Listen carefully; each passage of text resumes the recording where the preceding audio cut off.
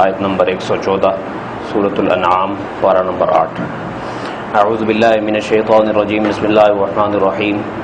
افغیر اللہ ابتغی حکما وهو الذی انزل الیکم الکتاب مفصلا والذین آتیناہم الکتاب یعلمون انہ منزل من ربک بالحق فلا تکونن من الممترین۔ صدق اللہ العظیم۔ تمیداً ایک بات عرض کر رہا ہوں، رسول اکرم صلی اللہ علیہ وسلم کی اس معیت میں چند صحابہ ساتھ تھے، صحابہ کی ایک جماعت ساتھ تھی۔ آپ علیہ الصلوۃ والسلام ایک جگہ سے گزر رہے تھے تو وہاں ایک بکری کا بچہ دیکھا کہ جو مرا ہوا تھا۔ اللہ کی شان خلاف معمول حضور اکرم صلی اللہ علیہ وسلم وہاں قریب جا کر رک گئے، فرمانے لگے کہ یہ جو بکری کا بچہ ہے اسے اگر ہم فروخت کرنا چاہیں تو کوئی خریدنے کے لیے تیار ہے؟ صحابہ نے کہا یا رسول اللہ یہ تو مرا ہوا ہے، پھر ایسے ہی فضول سا ہے، اسے کون خریدے گا؟ اسے تو اگر آپ فری میں دینا چاہتے نا وہ بھی کوئی لینے کے لیے تیار نہیں۔ تو آقا علیہ الصلوۃ والسلام نے اس وقت فرمایا کہ یہی بات میں آپ کو سمجھانا چاہ رہا ہوں، میں سچی زبان والا ہوں، مجھ پر اگر آپ کو اعتماد ہے اور میرے اللہ پر اعتماد ہے تو سنو ایک بات کہہ رہا ہوں، پوری کائنات کہ خزانوں کی قیمت اللہ تعالیٰ کے ہاں اللہ کی نظر میں اس سے بھی کم ہے جتنی آپ کی نظر میں اس کی حیثیت کم۔ دنیا کی اللہ تعالیٰ کے ہاں کوئی حیثیت نہیں، اسی وجہ سے اللہ تعالیٰ نے آگے انتظام کیا ہے جنت کی صورت میں انعامات کا، لیکن انسان ٹکراتا رہتا ہے ہر وقت دعا میں کہ یا اللہ اتھے ہی دے دے، اتھے ہی دے دے، آگے نہیں لینا، آگے دیکھی جائے گی۔ بھائی آگے اصل ہے، یہاں تو موت سر پہ کھڑی ہے جی۔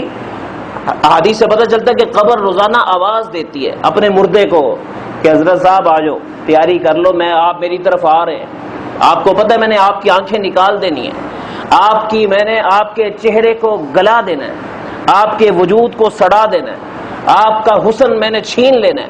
کہاں پھر رہے ہو؟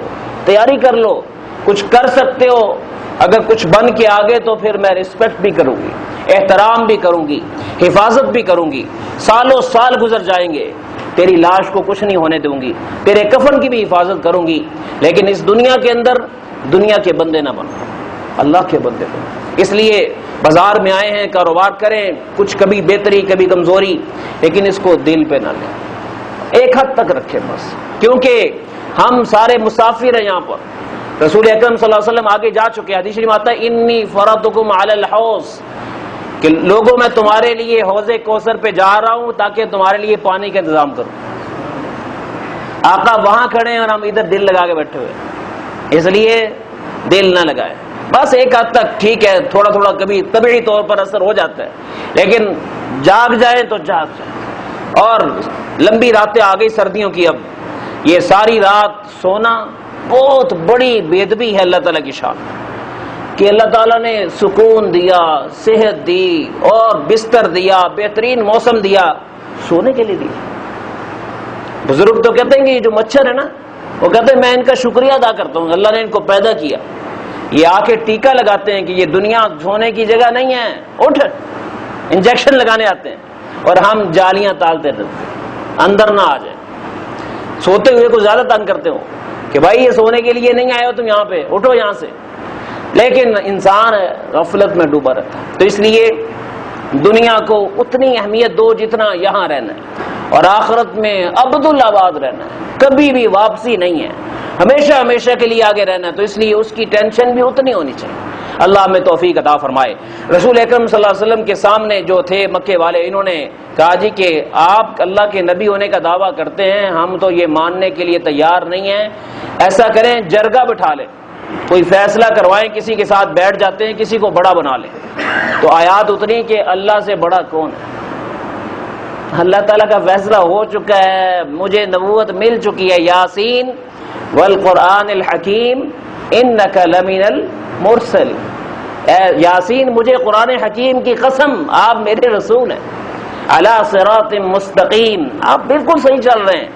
کہ اللہ گواہی دے رہا ہے اور تم کہہ رہے نہیں بندے ڈالو درمیان۔ جب خالق آ جائے تو اب مخلوق کا کیا کام ہے؟ وَهُوَ الَّذِي أَنزَلَ إِلَيْكَ أَفَغَيْرَ اللَّهِ يَبْتَغِي حَكَمًا، کیا اللہ کے علاوہ میں کسی کو منصف بناؤں؟ کتنی نامناسب بات ہے. وَهُوَ الَّذِي أَنزَلَ إِلَيْكُمُ الْكِتَابَ مُفَصَّلًا، حالانکہ اسی رب نے تمہاری طرف قرآن جیسی معجز کتاب جو چیلنج کر رہی ساری کائنات کو، کوئی اس جیسی آیت، اس جیسی صورت، اس جیسا قرآن لا کے تو دکھائے. مفصلا، اور ہر اہم مضمون اس میں تفصیل کے ساتھ آیا ہے. والذین آتیناہم الکتاب یعلمون انہ منزل من ربک بالحق. فرمایا کہ سوالات پھنسانے کے لیے پوچھتے ہو کہ یہود سے رابطہ کرتے ہو کہ یہ سچے ہیں کہ نہیں، کبھی ان کے منصف لوگوں سے پوچھو، وہ بھی تمہیں بتائیں گے کہ یہ سچے رسول ہیں. عبداللہ بن سلام آئے نا رسول اکرم صلی اللہ علیہ وسلم کے پاس، کہا یا رسول اللہ میں نے آپ کا چہرہ دیکھا ہے اور اس چہرے کو دیکھ کر میرے دل نے کہہ دیا ہے کہ یہ سچے ہیں، کلمہ پڑھ. اور فرمایا کہ ابھی یہود بھی آئیں گے آپ کے پاس، میں اگر اجازت دیں بے ادبی نہ ہو، مجھے پتہ چلا کہ پیچھے سے وہ آ رہے ہیں تو میں تھوڑا سا پردے کی اوٹ میں بیٹھ جاتا ہوں اور آپ ان سے میرے بارے میں پوچھیں کہ عبداللہ بن سلام کیسا بندہ ہے، تو آپ سنیں کتنی تعریف کریں گے. اور میں جب ان کے سامنے ایک دم سے ظاہر ہو کر کلمہ پڑھ کے اقرار کروں گا کہ آپ نبی ہیں تو پھر دیکھیں کیا کہیں گے. اللہ کی شان وہ چھپ گئے اور کچھ ساتھی تھوڑی دیر کے بعد آئے. آپ علیہ السلام نے پوچھا ہاں جی کیسے آنا ہوا؟ بس جی ایسے آئے تھے. ہاں جی وہ تمہارے اندر وہ حسین نامی وہ کون ہے؟ عبداللہ، نبی علیہ السلام نے نام رکھا تھا عبداللہ، حسین پہلے کہلاتے تھے. کیسے آدمی ہیں؟ کہنے لگے وہ تو بڑے چوٹی کے عالم ہمارے، بہت رتبہ پایا انہوں نے، علم بھی کافی ہے ان کے پاس اور بڑے سنجیدہ قسم کے مزاج کے آدمی ہیں. اچھا تو آپ یہ سمجھتے ہو کہ اگر یہ کلمہ اگر وہ دین کو صحیح قرار دے دیں اور دین اسلام کی تصدیق کر دیں کہ یہ خدائی دین ہے اور قرآن مجید کو آسمانی کتاب مان لیں تو پھر تمہاری رائے کیا ہوگی؟ پھر تو مان لیں گے. وہ تو کوئی ایسی بات نہیں ہے، وہ نہیں ماننے لگے، وہ بڑے سمجھدار آدمی ہیں. لیکن اگر وہ مان جائیں، ایسا ہونے نہیں لگا ویسے. تو اتنے میں عبداللہ بن سلام باہر آئے، کہا یا رسول اللہ میں اب اعتراف کرتا ہوں کہ اشہد انک رسول اللہ، میں اعتراف کرتا ہوں آپ اللہ کے رسول ہیں. وہ کہنے لگے یہ بندہ تو شروع سے ہی ٹھیک نہیں تھا، حضور کے سامنے کہہ رہے، اندازہ لگائیں آپ. کہنے لگے کہ یہ خاندانی طور پر ٹھیک نہیں، اس کے والد صاحب بھی ایسے ہی تھے، ان کا کچھ پتہ نہیں چلتا، منٹوں میں کچھ سے کچھ ہو جاتے ہیں. آپ اسلام سے عبداللہ بن سلام کے یا رسول اللہ سنیں آپ، یہ انسان جب اندر میں جو چیز رکھ لیتا نا کہ میں نے نہیں ماننا تو اسے کبھی نہیں آپ منا سکتے. اس لیے سچائی کو قبول کرنے کا حوصلہ پیدا کرنا چاہیے. سچائی سچائی ہے. چنانچہ فرمایا والذین آتیناہم الکتاب، جنہیں ہم نے کتاب دی ہے، اور یہ صحیح معنی میں جو اہل کتاب ہے نا، جنہیں اللہ تعالیٰ نے صحیح سمجھ دے دی، جنہوں نے صحیح معنی میں تورات کو پڑھا، انجیل کو پڑھا، انہیں بھی سمجھ ہے کہ یعلمون انہ منزل من ربک بالحق، کہ وہ جانتے ہیں کہ یہ قرآن تیرے رب کی طرف سے نازل شدہ کتاب ہے اور ٹھیک ٹھیک نازل ہوئی ہے. فلا تکونن من الممترین، بس اے مخاطب آپ شک کرنے والوں میں سے نہ ہوں. رسول اکرم صلی اللہ علیہ وسلم کی زبان سے امت کو کہلوایا جا رہا ہے کہ کچھ بھی ہو جائے اعتراضات کرنے والے کرتے رہیں، لیکن تم نے شک نہیں کرنا، تم اپنا کام کرو. کتاب میں اچھا شک نہیں، ہاں کسی کے دماغ میں شک ہو سکتا ہے، شکی دماغ اس کا کوئی علاج نہیں. لیکن کتاب اپنے دلائل کے اعتبار سے اور اپنے چیلنج کے اعتبار سے آج بھی دنیا کو چیلنج کر رہی ہے. تقریباً 25 لاکھ کے قریب عرب آج بھی عیسائی ہیں، 25 لاکھ 30 لاکھ اس سے زیادہ ہی ہوں گے، اور وہ بڑے بڑے پڑھے لکھے ہیں، ہر وقت کوشش کرتے رہتے ہیں قرآن جیسی سورہ کوثر بناتے، نہیں بنتی. آج بھی کوششیں ہو رہی ہیں، انتہائی زور لگایا جا رہا ہے، بڑے بڑے کالجز یونیورسٹی کے پروفیسر ہیں وہ لوگ، لیکن نہیں بنتا. انا آتیناک الکوثر فصل لربک وانحر ان شانئک هو الابتر، کیا 3 لفظ ہے. لیکن عرب کے تمام لوگوں نے پیسے دیے اپنے ایک شاعر کو، یار کچھ تو کرنا، ایک جملہ ہی بنا دے چل. تو اس نے کہا چل ٹھیک ہے بناتا ہوں. کافی مہینے لگا کے جب وہ ایک جملہ لے کر آیا، کہنے لگا بن گیا. چوتھا جملہ ما ھذا کلام البشر، کہنے لگا یہ انسان کا کلام ہی نہیں ہے، میں کیسے بات کر سکتا. وہ اعتراف کر رہے ہیں کہ یہ تو نے کیا کر دیا، تو نے اس کی تصدیق کر دی. کہنے لگا دماغ ہی نہیں کام کر رہا. جی ہم لوگ تو عجمی ہیں، ہمیں اندازہ نہیں اس کلام کی طاقت کا. ایک کافر نے سنا، کہنے لگا ان اللہ یأمر بالعدل والاحسان وایتاء ذی القربى وینہا عن الفحشاء والمنکر والبغی یعظکم لعلکم تذکرون، کہنے گا واللہ ان لہ لحلاوہ، اللہ کی قسم کتنا میٹھا کلام، وَإِنَّ عَلَيْهِ لَطَلَاوَةً، کتنی تازگی ہے اس میں، شیفتگی کتنی ہے، وَإِنَّ لَأَعْلَاهُ لَمُثْمِرٌ، اللہ کی قسم کتنا با مقصد کلام ہے کہ ہر لفظ میں کتنا بڑا پیغام دیا گیا، وَإِنَّ لَأَسْفَلَهُ لَمُغْدِقٌ، اور اس کی جڑیں کتنی طاقتور ہیں، کتنا مضبوط کلام ہے۔ تو کافر تھا وہ، یعنی آیات سنی اور اس کے منہ سے یہ جملے نکلی، کیا ہے سمجھتے تھے، طاقت کو سمجھتے تھے۔ بات فرمایا کہ فلا تکونن من الممترین، مخاطب اس کا وزن اپنی جگہ، تو شک نہ کر، وتمت کلمۃ ربک صدقا وعدلا، تیرے رب کی باتیں سچائی اور انصاف کی انتہائی حد تک پہنچی ہوئی ہیں، اس لیے کوئی مانے یا نہ مانے یہ تو اپنی طاقت کے ساتھ موجود ہے۔ لا مبدل لکلماتی، اللہ کی باتوں کو کوئی بدل نہیں سکتا، ساری دنیا کو چیلنج ہے کوئی بدل کے دکھائے۔